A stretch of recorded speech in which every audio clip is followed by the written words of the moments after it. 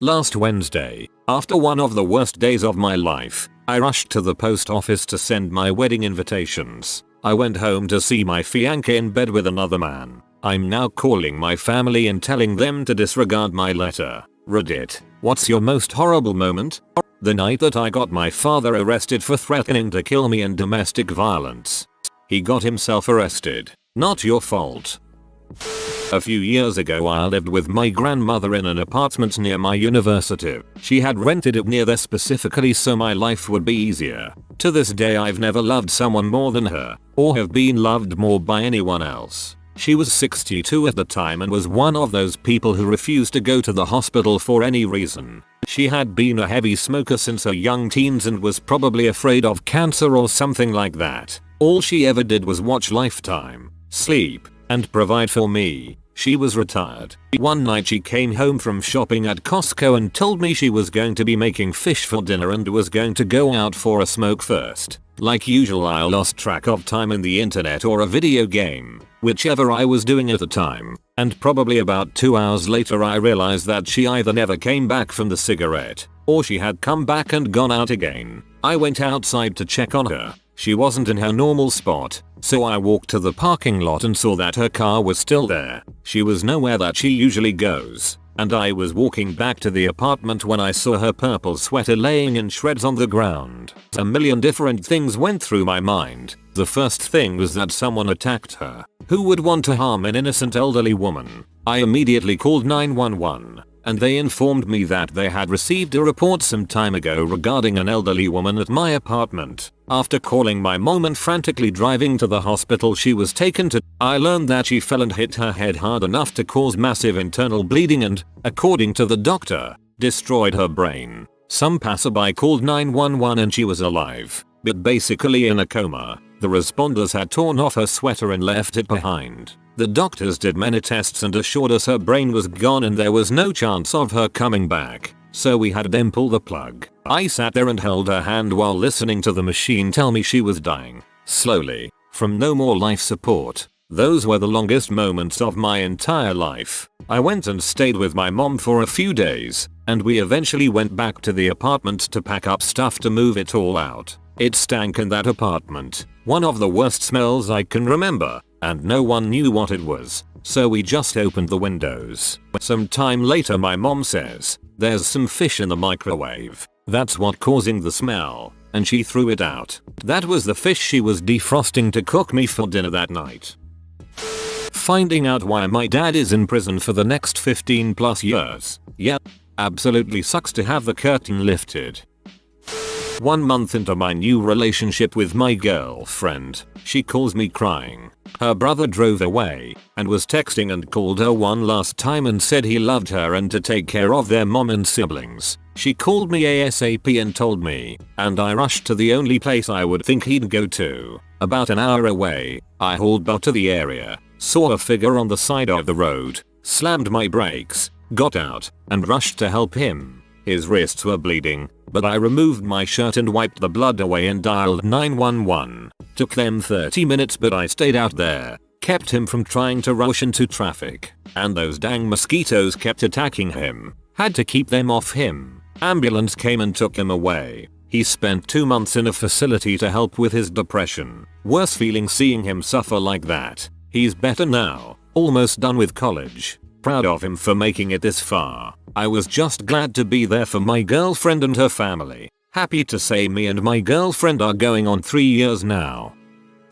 I walked in on my younger brother, he was like 13 at the time, cutting himself. Not trying to kill himself, cutting his arms. Blood was everywhere. I almost threw up and I started crying hysterically. That was the worst day of my life. Seeing my car get towed away because I couldn't afford to fix it. A week after I spent my last $90 to renew the tags on it. I hate being poor, comma. This happened to me. Broke down in the middle of the highway. Was going to be $1,000 to fix. Paid the $150 for the inspection and dropped it off at a dealership down the road for parts. Got a couple hundred out of it. Have exams at university. Study hard. Fail anyway. Go to girlfriend for moral support. Get dumped. Go home. Find a letter waiting for me to tell me I've lost my job. What a day. He told me that he won't keep leaving me and the baby to party and do drugs if I put out more. A few months after birthing his child and tearing my pelvis to shreds, I mean come on, I was still healing, but he blamed it on me. Worst moment? Mom not letting me go to my 5th grade end of the year swimming pool party. I never did my homework 4th or 5th grade. I was gifted and would ace everything, and I saw homework as a pointless activity as it was woefully boring. My mom gave me one last chance to just do my homework for a whole 2 weeks or whatnot. Nope. Cried buckets that day. Growing up, my parents never had a good marriage. My dad lost all of our money around the time I was 4. 93. Lost his business, house, cars, everything. We started fresh in apartments. My mom resentfully had to go back to work to help. She wanted a divorce, but my dad wanted to reconcile the marriage because my little brother and I were so close. Well, for years her alcoholism went from bad to worse. Cops were called because she would get violent or take me and my brother out after drinking, etc. Everything reached a breaking point when my dad went to pick up her cell phone from a restaurant she left it at and found intensely inappropriate messages from another guy on it. My brother and I had to go with him to pick it up, and I remember the look on his face driving back home. Over the next few weeks I heard her come into the apartment at 3-4 am hammered, just flaunting the fact she was fricking another guy in front of my dad. My dad still wouldn't get a divorce. He brought the issues to marriage counseling, to the church. He did everything he did to keep the family together. On his birthday my mom made a big dinner. We were sitting at the table. She kept saying it wouldn't be long until they were through. This was in front of me and my little brother. I was in 6th grade, he was in 1st. My dad got up and went outside after she did this for half an hour. He just removed himself from the situation. At this point she picked up the phone and called the police on him, fabricating a story of fear of him, that he was threatening her. All BS. Police came. My brother and me were playing video games in my room. My dad said he had to go, and I stood up and made a decision to go with him. I wouldn't let him go alone and lose me and my brother. I had to say goodbye to my brother and pack my crap up and leave. The guy she was having an affair with was sitting outside in his car when all of this happened. He was a chief of police of a small neighboring town. Worst moment? Mine would have to be the one time I fought back with my abusive ex and he dislocated my wrist, broke 2 of my ribs and bruised my kidney bad enough that I peed blood for 3 days. That just about broke every single fiber of my being until an incredible friend of mine actually caught on to what was happening, and I got out of that relationship and got a whole lot of therapy. Even this got better. I'm free of that awful relationship and I have a real life now, doing what I want to.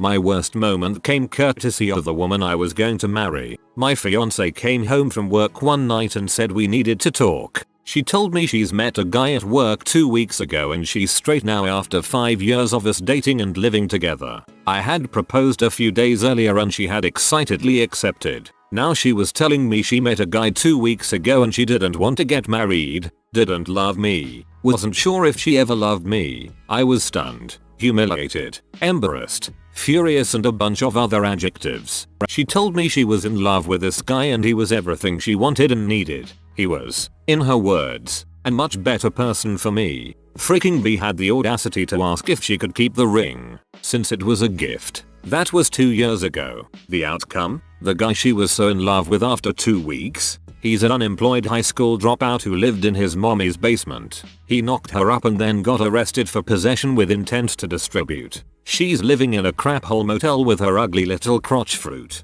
Every time I drive by that motel, I laugh my butt off.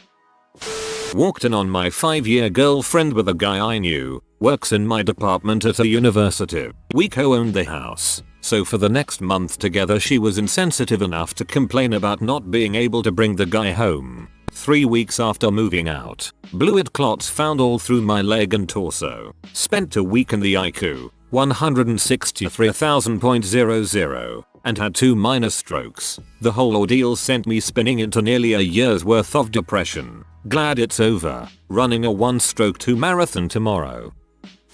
My most horrible moments? Following my sister into a store and shoplifting with her due to peer pressure. Then getting caught and cuffed in front of my aunt. This was when I was 9. And seeing my parents cry because of me.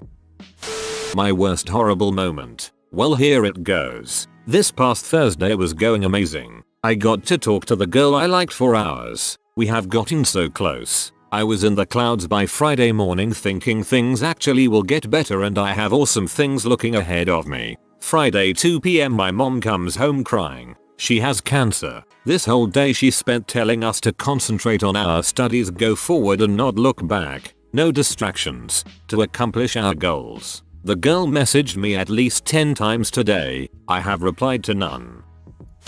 One of my worst days was about a month ago. I was in Orlando airport coming back from Disney with my sister and I had work the next morning at 5. I had been texting my girlfriend of 2 years throughout the day and she said she may take her brother, who is about 30 and has a 4-year-old son, to the emergency room because he had a headache all day and the Tylenol wasn't doing anything. I didn't pay it much mind thinking it was a migraine and thought it'd be fine and just said okay, hope he is doing alright, I'll talk to you when we land and everything. About 3 hours later touchdown in NY and text her telling her we landed and the flight was good and got in the car to drive home. She calls me crying and tells me they went to the hospital and found out he has a brain tumor. Never felt that sort of feeling before where your heart drops and all I could think was his poor son. I dropped my sister off at the house and sped to the hospital to see them and had such a strong feeling to tear up but kept telling myself not to cry, that it'd have to be strong for my GF. I got to the room and it was horrible. Just such a sad situation but kept it together and did my best to be comforting. He had the surgery to remove it later that week and is recovering at home now. And found out the tumor was benign, so he is doing well now. Just that initial shock was the most horrible feeling ever. I was playing tennis with my sister, my best friend, let's call him Chris, and my best friend's sister, let's call her Rachel. We were having a great time playing around, not keeping score, just being kids. Then our parents walked up walking our dog, Blueberry. We said hello to them, and while we were talking to them, our friend's parents walked up with their dog too. We all had a good laugh about the coincidence, and eventually my sister and Rachel decided to walk the dogs. The parents went for their own walk, and Chris and I stayed to play more tennis. So Chris and I are getting pretty competitive at this point. We're both in the zone. We're opponents now, not friends. The set's tied up 5-all, and it's Chris' serve. He throws the ball up, rears back, and he never hits the ball. We hear the screech of tires, the honking of a horn, and the cry of an animal. The blood drained from both of our faces. A few seconds of stunned silence later, we hear 2 blood-curdling screams. Our sisters. We threw our rackets down and rushed out the gate. We sprinted around the lake to the road where several cars had now stopped. For a split second I'm filled with guilty relief as I see my sister clutching Blueberry tightly to her chest. Chris' dog lays motionless in the street. We crowded around the street, nobody really knowing what to do. All of us kids are crying. I sat there, holding on to my dog as tightly as I could, and saw my first living creature die. I found out that my husband had been trying to get up the courage to kill himself for a month. That was an awful day, but at least it wasn't the day I found him dead. He has tried 3 more times since then. He is so very kind and gentle. He has never even raised his voice to me. He has always just been a very sad man. After 6 years and many medications, we are finally doing EC treatment, electroconvulsive therapy, for the first time in his life. He says he doesn't feel sad. It is amazing, but he has awful headaches, so we don't know if he will be able to work. Every day I go in the house before my 7-year-old so that if my husband is dead, I will be able to keep the kid from seeing it. I asked 2 of my closest friends who were originally bridesmaids in my wedding to wear a certain dress, and I was told that I was selfish and mean because I wanted the day to be about my husband and I wasn't thinking about what they wanted. I was also accused of being selfish because I wouldn't change the theme of the wedding for them so that they could wear what they wanted. They have also been in weddings before and they paid over $150 for a dress, and this one with shipping and handling was only $42. My other 3 bridesmaids were wearing the same dress, but it didn't matter because they didn't come first in my wedding. Not to sound unhumble or anything, but I normally put others before me, and for once I wanted this day being my wedding to be about my husband and I. So they don't talk to me anymore, and I'm sure that they have lied and spread rumors about me to our group of friends back home. Which really doesn't matter because I learned that they really aren't my friends anyway. But I'm not going to lie, that really felt like a knife in my back and I still feel hurt over it. The words that were said to me are hard to forget.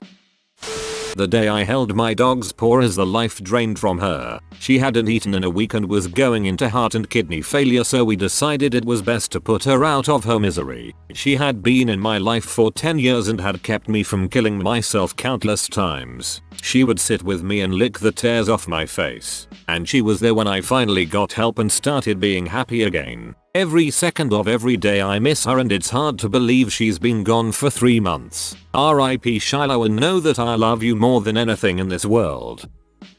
I was about 9, maybe 10 years old and walking back home from a friend's house. When I got to my porch, I heard my mom and stepdad arguing. This was nothing new, so I sat down and waited for them to finish up before going inside. As I sat there, I overheard my stepdad yell, "And what about Slashlight? He's a lazy, worthless piece of crap." That was bad. But what came afterward was worse. My mom's response was simply, "How dare you?" No effort to defend me, a 9-year-old. No rebuttal, just the sound of someone hearing a truth they didn't like. I cried.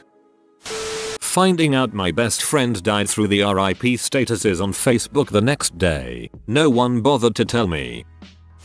I was in 7th grade, and my dog ate a sock. He usually would just throw them up, but this time he couldn't. So we took him to the vet, with me in a fit because my only other friend had just moved away. They tell us either surgery or put him down. We go home to think about it, and my dad adamantly says I will not pay for surgery so that dog can just do it again. I was floored. I took a stand and flat out said, "Considering you are a lazy butt who prefers to watch a baseball game with a beer than help me on my Pinewood RV car, your input isn't worth crap, as it is your best interest, not our family's. Besides, that dog is there for me a dang lot more than you are, and you are my freaking father." Keep in mind, I was only 12 and had never spoken to my parents that way. The next morning, I walked to school before anyone else woke up and left a note saying, "Dad, kiss my butt. I'm staying at Daniel's house tonight. He said you can kiss his and his dead dog's butt." So 2 days later,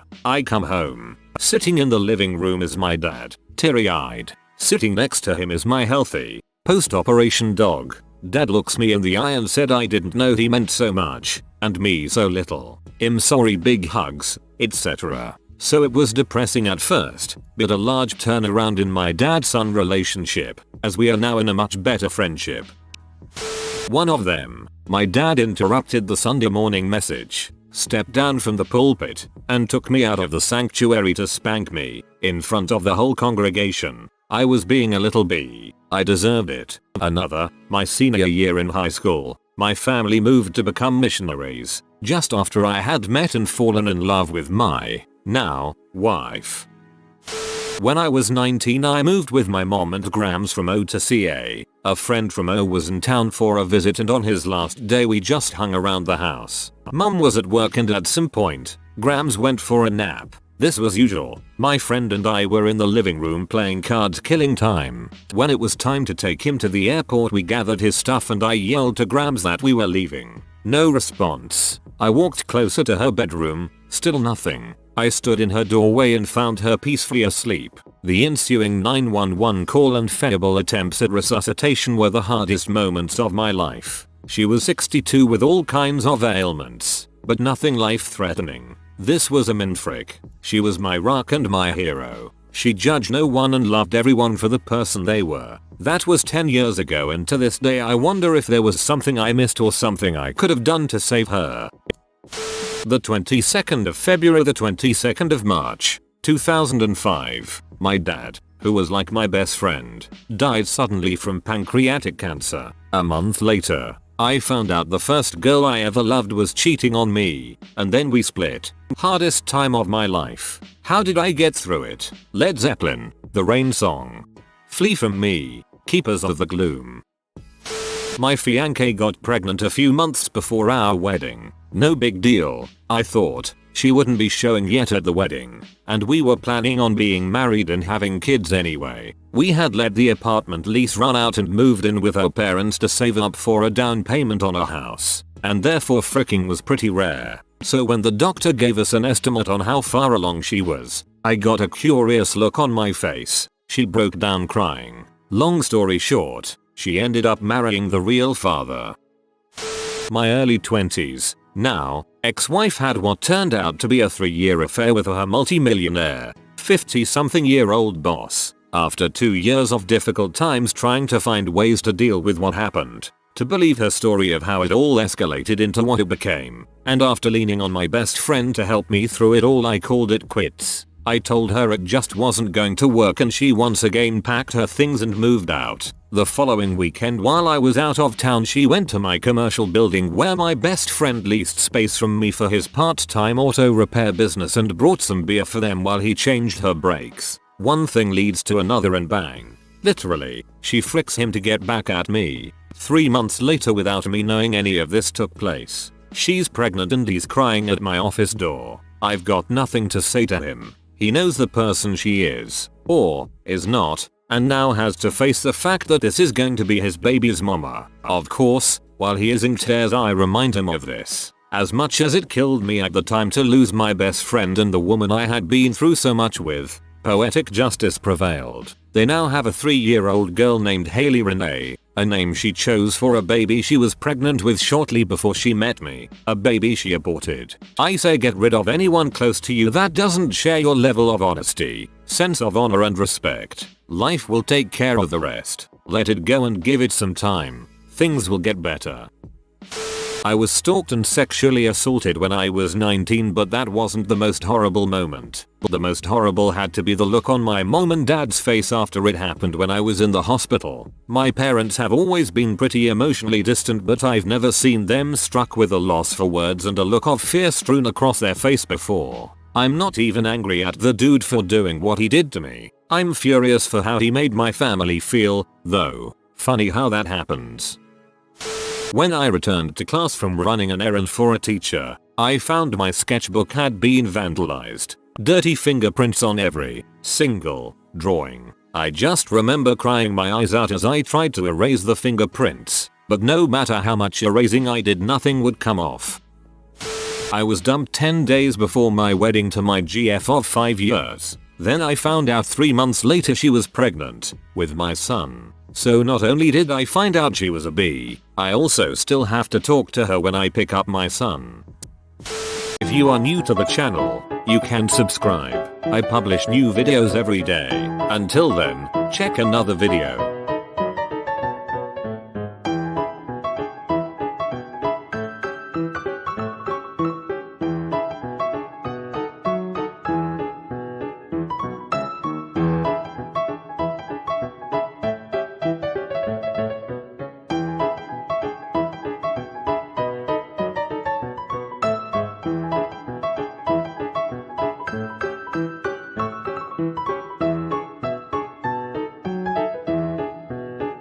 Bye for now.